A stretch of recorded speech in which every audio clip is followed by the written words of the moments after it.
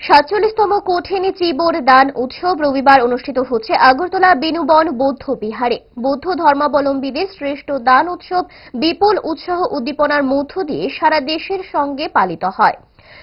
বৌদ্ধমূর্তি বেনুবন বিহার সহ সংলগ্ন এলাকা সাফ সাফাই করে সুন্দর করে সাজিয়ে তোলা হয়েছে। এছাড়া গোটা বেনুবন বিহারকে আলোকসজ্জায় সজ্জিত করে তোলা হয়েছে। রবিবার সকাল 9:30টায় বৌদ্ধ পুজো এবং সংঘদানের মধ্য দিয়ে শুরু হয় কঠিন চিবর দানের উৎসব। তারপর ধর্মীয় আলোচনা করেন ডক্টর ধম্মপিয়া ভান্তে।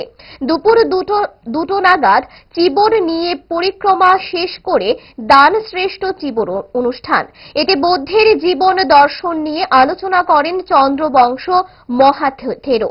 তারপর সন্ধ্যায় হাজার প্রদীপ প্রজ্বলন এবং আকাশ প্রদীপ উত্তোলনের মধ্য দিয়ে অনুষ্ঠানের সমাপ্তি ঘটবে। চিবর দান উৎসবকে ঘিরে বৌদ্ধ ধর্মাবলম্বী মানুষ সহ সকল অংশের মানুষের মধ্যে ব্যাপক আনন্দ উচ্ছ্বাস এবং উৎসাহ পরিলক্ষিত হয়। তখন একটু সময় বেশি দিয়ে এখানে পর্যন্ত আমরা ইন্দ্রবংশ ভান্তে আজকে বেনুবন বুদ্ধবিহার কুঞ্জবন আগরতলাতে আমরা বৌদ্ধ জাতিরা আর অন্য জাতিরা এখানে এসে এই কঠিন চিবরদান প্রোগ্রাম সেলিব্রেশন করা হয়েছে। কঠিন চিবরদান হচ্ছে বান্তেরা 3 মাস বর্ষাবাস করে। 3 মাস বর্ষাবাস করার পরে গায়ক গায়িকা যারা ডিভোটিসরা আছে তো বান্তেকে শ্রদ্ধা করে শ্রদ্ধা রেখে বান্তেকে চিবর দান করে, এটাকে বলা হয় কঠিন চিবর দান। এই কঠিন চিবর দান বছরে একবার হয়। এটা সবাই নিয়ে এখানে অংশগ্রহণ করে পার্টিসিপেট করে। তো এখানে সবাই যারা আছে দান করে আমরা প্রার্থনা করে সারা বিশ্বতে যারা সবার প্রাণীর সুখ শান্তি হোক, সুখ শান্তি থাকার জন্য।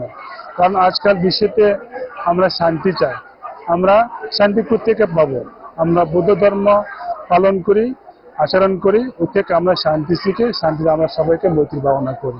ভালো খাবার দেখে অম্বলের কথা মনে পড়ে, তার সমাধান তারা। 5 দশক ধরে গ্যাস, অম্বল ও পেটের সমস্যার একমাত্র সমাধান গ্যাস নল।